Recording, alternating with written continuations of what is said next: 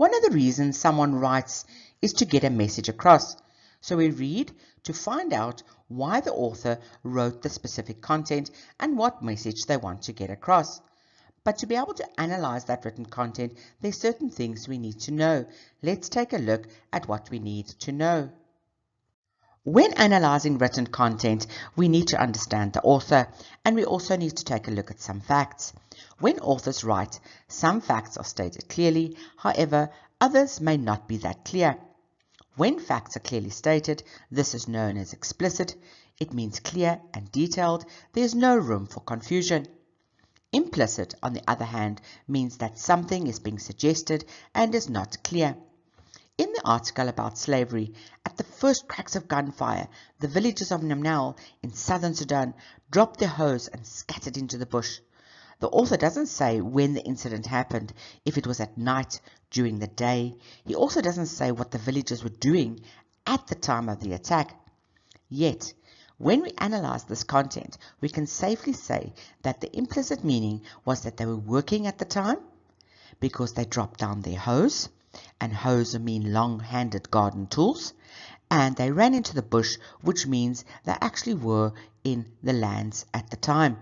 So the implicit meaning there, he wouldn't need to state that it was daytime, and he wouldn't need to state that they were working because their tools were dropped and they went into the bush, which tells us that the implicit meaning is that they were actually at work. Further, when analyzing written content, it's important to understand diction. Now, diction refers to the choice and use of words. In all languages, most words have more than one meaning. In English, for instance, the word watch can mean to look at something, or it could mean a watch that tells the time. So if I said I'm watching TV, this would mean I'm looking at something on TV. If I said I'm wearing my new watch, it would mean the watch that tells the time. Or watch can be used in a different context as well. The watch at the watchtower was busy at the time of the break-in. That would also mean, so it depends on what context I'm using that word watch in. Another very important part is to take note of is punctuation when analyzing written content, as well as when you're writing, which we'll see in the next topic. Punctuation is used to clarify meaning, create pauses, and generally add feeling. So take note of punctuation when analyzing written content. Let's take a look at the different forms of punctuation. Comma. A comma is used to separate two independent clauses that are separated by a conjunction. In the next topic, we'll take a look at different clauses.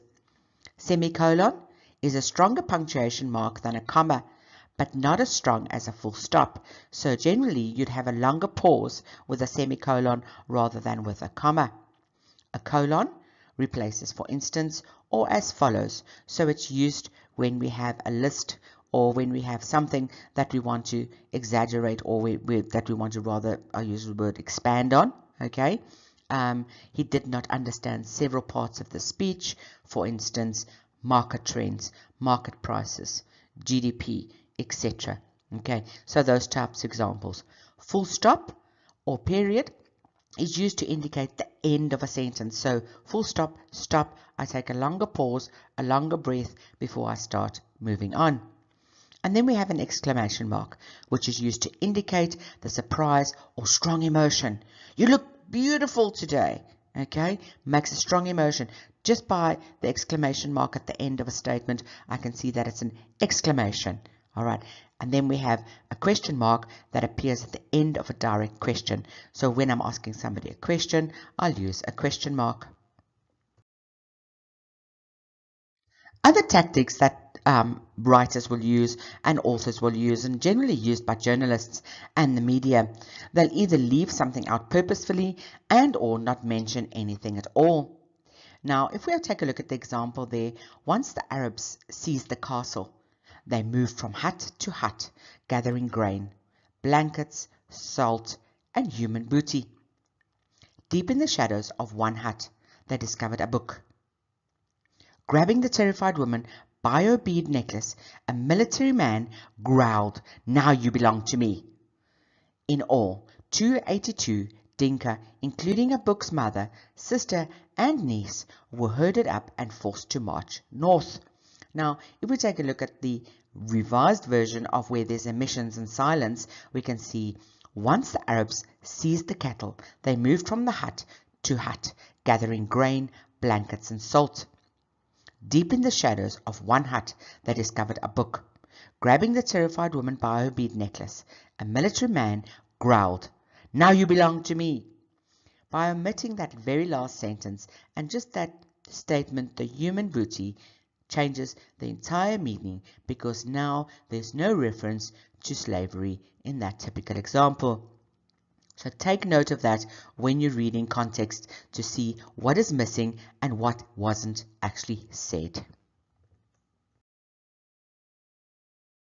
Other things to look for in written context and while we are analyzing text is idioms and proverbs. An idiom is an expression that is figurative in meaning. Remember the difference between a figurative and a literal meaning. When we talk about figurative, we don't really mean exactly what we say. All right. A proverb, on the other hand, is a short saying stating a general truth. So let's take a look at some examples. Idioms: spill the beans, meaning don't tell anybody. When somebody says to you, don't spill the beans, then you know, don't tell anybody. Break a leg, when you want to wish someone luck. Chip on your shoulder, when someone is still upset about something that happened a while ago, long time ago, and they're still walking around moping about it. Right. Some proverbs: early to bed, early to rise. Generally, ideas that generally rhyme together. All right. So early to bed, early to rise means to go to bed and wake up early. Laugh and the world laughs with you. Weep and you weep alone. Another one of the proverbs. I'm sure you've heard about them. All right, so take a look at those when you're analyzing text. Make sure that you understand each word. One of the important things, typically in today, if English is not your native language, if you're not sure of a word in context or in a specific sentence, grab your phone, grab your data. The world is full of information, and Google the meaning of the word just to get a quick idea, and that way you can actually build up your vocabulary in your brain and have more words to use when writing. We must be aware of implicit and explicit meanings when analyzing text. Diction is the term given to the context of the use of words within a written piece. Punctuation adds pause, volume, and tone to writing. Be aware of omissions and silence of what a writer is not saying when reading a piece of text. Idioms and proverbs are often used to get a message across in a figurative sense.